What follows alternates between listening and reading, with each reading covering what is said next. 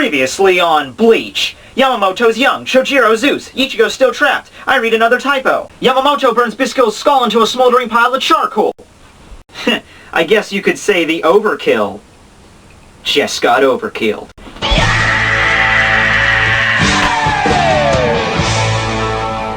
CSI Miami. Just go.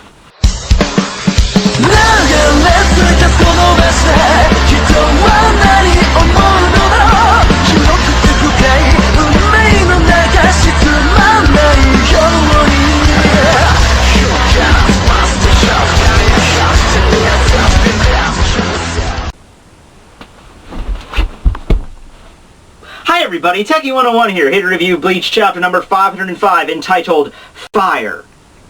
Really hard for the translation to mess that up. Yeah, I have to just notice, I usually don't mention translator notes like errors in my reviews, but this one was kind of a big thing in the last chapter when Bisco was going on like last time that Shojiro used his Bankai. He said it was 200 years, I thought it was 200 years, and I related it to the Quincy extinction because that was 200 years ago. Turns out it was 2000, and that's kind of a big deal because that's like how long far back that flashback was and just everything in perspective. So, sorry about that. This is once again not the manga stream version. It's not out yet, so I don't think there's that many, room for error in this one, but if there is, I apologize for it right now, because that's the reason. Okay, so the chapter starts off... Oh, right, I'm supposed to do the... In color! Yeah... With Driscoll's skull being completely burned. I mean, earlier on I said he got burned into charcoal. Yeah, that doesn't do it justice. This guy got he's atomized. There's nothing left of him. Complete disintegration into the air. They are breathing this guy now. That's how bad he pissed Yamamoto off. And just to heighten that fact, we get the awesome cover page, The Guardian of Hell, that turns everything into ashes. Oh yeah, and just I think the only thing that being struck by lightning repeatedly served in the last chapter is that it made his clothes burn off, so now it makes Yamamoto even look more badass. So, if nothing else, that's all Driscoll really managed to do. Piss him off for killing Shojiro, and make his attire really, battle-scarred and look even more epic. So after scorching Driscoll into the atmosphere, Yamamoto walks away and says to Shuhei that he will kill with his own hands everyone in the rebel army. Did he just turn into Iron Man? Yeah, I mean, I gotta like it right here, just because that, this is the first, we've seen Yamamoto pissed before. We've seen him, angry at, when Turku and Ukitake apparently, were traitors to the Soul Society. We saw him pissed when he was fighting Aizen, but this is, the most... shit just got real. I know I've said that so much since this new arc started, that shit got real. So I started a little meter to keep track. Okay, so here we got the shit just got real meter. We're at about a 3 when the Soul Society got invaded. I think we were about a 6 when minor characters like Izuru started getting killed off, and we're about an 8 when major characters like Byakuya started getting killed off. Yeah, now we're about a 14 because Yamamoto is pissed. That's when for all intents and purposes, we're doing this now, okay? I have to just say that this is something that I've been looking forward to for a while, of just, no, not looking forward to, just like a plot or a continuity error. Let me put it this way. When the fight with the Espada was going on in Fake Karakura Town, we had Yamamoto plus all the other captains. And, one of the things you could just wonder is, okay, well, Aizen and the Espada, this is the main threat. They have Aizen, Gin, Tozen, plus all the other Espada, and plus the Fracciones that work under them. And one's wondering, okay, Yamamoto didn't show up into the fight until later when he fought against Ion, and then he just kind of stood back, and then he fought against Aizen. One must wonder if Yamamoto is really that strong, why didn't he just go, not even Bankai, just why didn't he fight more often? Why didn't he just wipe out all the Fracciones first? It's okay, we're not dealing with these pissants, we're dealing with the Espada. And I know the reason for that is quite simple, that there wouldn't be much of a story there. I mean, if Yamamoto just, scolded all the Fracciones, wiped out the Espada, because Yamamoto could probably do that if he really wanted to. He could probably wipe out, Star, Caliban, and Bargain. He could at least knock him out of the fight. So, the reason for that's quite simple. Kubo wanted to show the fights with the Espada, and while Yamamoto could have done that, he didn't. But here, it's just a matter of, this has gone on far enough. all this crap's happened, I'm wiping all these guys off single-handedly. And he's got a hit list right now. Yamamoto's got a hit list. He's gonna go and fulfill it. He's gonna go grocery shopping, folks, so stand by. Oh yeah. And the rest of the chapter is all the other captains and the Shinigami and the Seirete feeling just how pissed Yamamoto is right now, and that he's going on a rampage throughout the Soul Society. One thing I have to note here is that we see Kensei kind of covered in like scuffs, so that's possible that Kensei's fighting somebody right now. We don't know. The other captains look pretty, okay in this panel. We have Rose, who's clearly fighting Shanana, whatever his name is. We see Soifone and Almeida reacting to the spiritual pressure, and then we cut over to Momo and Shinji, though if you're anything like I am, I thought she was Rukia for a second. I thought Momo was Rukia just because their hairstyles are very similar now. But yeah, I thought it was like, what? Wait, Rukia's alive? Wait, oh no, that's Momo, yeah. So her and Shinji are apparently I guess they're in some kind of battle right now, or maybe they're going, heading to the fight. But they like Shinji's exhibiting some kind of battle damage, so they had some scuffle up to this point. Also, just an interesting thing right now to see what Shinji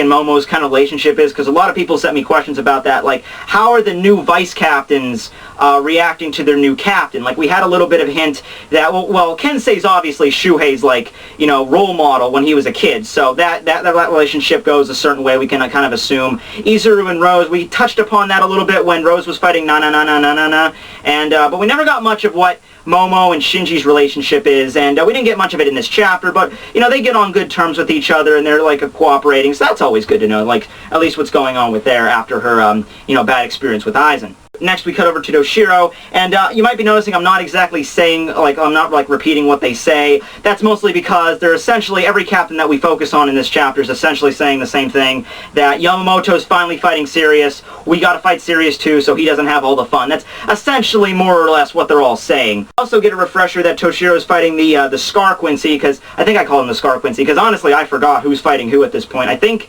yeah, Soifone's fighting the Mask Quincy. Yeah, because I remember him. He was pretty cool. But anyway, as for the Scar Quincy, I'm going to promote him from Scar Quincy to Wolverine Quincy, because Wolverine Claws in Bleach. That's all you need. That's all you need. Wolverine Claws in Bleach. Epic. Next, we see Komamura's fight against Bambita Basterbine. I just love saying her name, by the way. Most epic Stern Ritter name ever. Bambita Basterbine. And, a lot of people were giving Komamura a lot of flack. They're like, oh, he's going to get beaten by a little girl. I don't know. I mean, Komamura he's always been someone focused on physical attack strength. We've never seen him that proficient in Kido, or like he can move really fast, so all he's got going for him is physical strength, and since a lot of the Stern Ritters that we've seen, with the exception of, well, kind of with the exception of the Overkill, is that their attacks are not based on physical force. They're based on some kind of, like, other tactic, like Asnod's Fear, the Yourself, turn into yourself. Even the Overkill had the giant arrow he flung at him, but I guess maybe that's the reason why a lot of people were, like, counting Komamura out already. But no, he's still alive, and he's actually looking, compared to the other Shinigami that got beaten down, he's actually looking pretty good. So he gives up and gives a combat speech to all of the Shinigami that have fallen to rise up, since the Captain Commander is standing, so they should as well. We see Bambita, who's obviously a little surprised by that, with her weapon, which is like it's like a machete or like a scimitar, but it like splits out at the end, which it's a pretty cool weapon. I got it to her right now. With her in this chapter, we didn't really get a hint as to what her ability is, but she does state that you were about to die moments ago, so what happened? So maybe her ability is ease, so I don't know, I'm going to go with energy or emptied, or like something that reduces their enemies' like energy to lower than what's normally. We're not actually sure on that. I'm just going with E words, so that's all we got on that. Next is Turku, and he probably has the best little section of this chapter where he's actually scolding himself. He's remembering, he's sensing Yamamoto's Ryatsu like everybody else. It's echoing all over the Seirete. And he's essentially scolding himself. He's stating everything that Yamamoto would be saying to him, like his Ryatsu saying this to him. Like, I don't remember you being a coward, stand up, fight, and he charges at the Colonel Sanders Quincy. Welcome to KFC, can I take your order? Yeah, I'd like to order a buffet for 3. Do you get the joke? Because it's him, but he also has 2 swords. Buffet for 3. Okay, that joke was kind of a shot in the dark, but I tried. Okay, so next is Kenpachi, and oh man, this is going to be awesome. We had all these little sections and scenes of everybody in the Seirete. They're standing back up. The fire has been lit back into their souls, which I think is the second meaning of the chapter title. Fire as in Yamamoto, but also fire is like the fire of hope, the fire, the drive within yourself. Stand back up and fight. Now we're seeing Kenpachi, who just got completely owned and beaten to a bloody pulp by Buckbeard.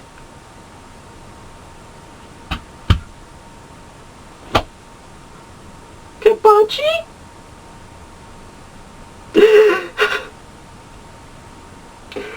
I need a minute.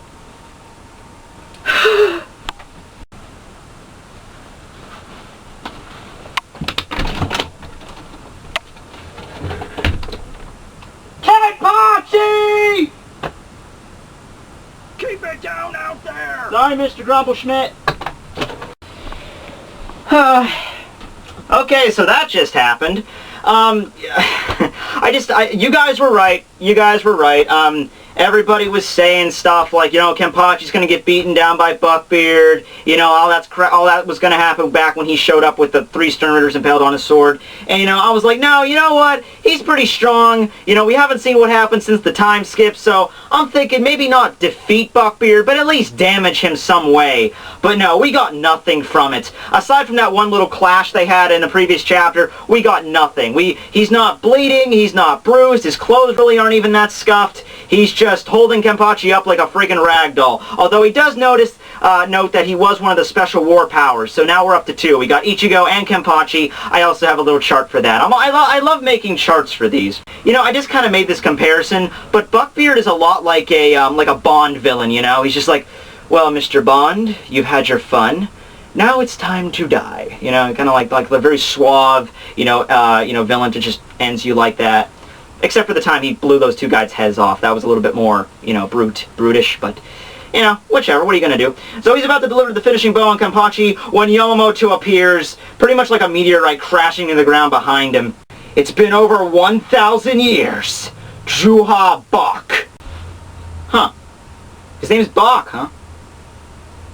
Alright, well, I'm pretty sure we all know where I have to go with this. I have to travel back in time and murder a composer of classical music. This is for Kenpachi, you German bastard!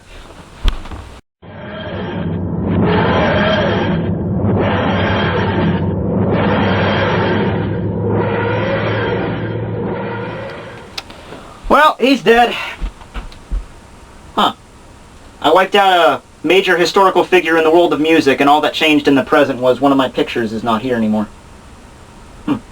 Weird. Okay, so that's the end of the chapter where Yamamoto relates his desire to burn Juha Bach alive, I guess. Honestly, Bach is, it's German if nothing else. At least he got the motif going there. I would not have selected that for his name, but, whatever. It works. Can't complain, right? So that's the end of the chapter right there. Maybe the next chapter, they finally stated, okay, it's been 1,000 years. I'm pretty sure that's about right, even if I'm pretty sure there's not translation error around that. 1,000 years, that seems right, because 2,000 years ago, it was showcased when Yamamoto was pretty much at his youngest, when he just found it. The Goatee 13 didn't even exist yet, so maybe at this point 1,000 years ago, that's a little sketchy if it would have existed back then, because that's right around when he was stating to Aizen that one time, he's like, there hasn't been a Shinigami born stronger than me in 1,000 years, so maybe that'll have something to do with that. We might get, I'm saying this once again, just crossing my fingers, cut back over to Wakamundo, find out what's going there. Because I think some people are honestly starting to forget about that at this point, because it just happened literally over almost 2 months ago, so it's getting up there. This chapter we got to find out, though, about the extra, one of the 5 special weapons or the war potentials, which Kenpachi was included. I made a video about how I talked about that topic very briefly, and I mentioned that Kenpachi would probably be on that list because he doesn't have a Bankai, therefore one of the Quincy's main powers doesn't work against him. So that was confirmed in this chapter. We have the other Shinigami going around. We got to see a little bit of them. Maybe we'll get to see their fights next chapter. Not just the ones we already know about, like Soiphone's fighting Mass Quincy, Komura is fighting Bambista Basterbine. kind of butchered it there. But maybe some of the other captains, like what's up with Shinji? What's up with Retsu Unohana? What's she doing? What's Mayuri doing? What's Kensei? He's apparently in a fight right now. We don't know with who, at least a little bit. So that's the end of the chapter right there. And sorry once again if I'm like rushed at this. It's been one of those stressful weeks with school and everything, so hopefully that'll calm down and I'll start getting back into the groove of these things to do. But anyway, thanks for watching my video. Tekking101 signing out.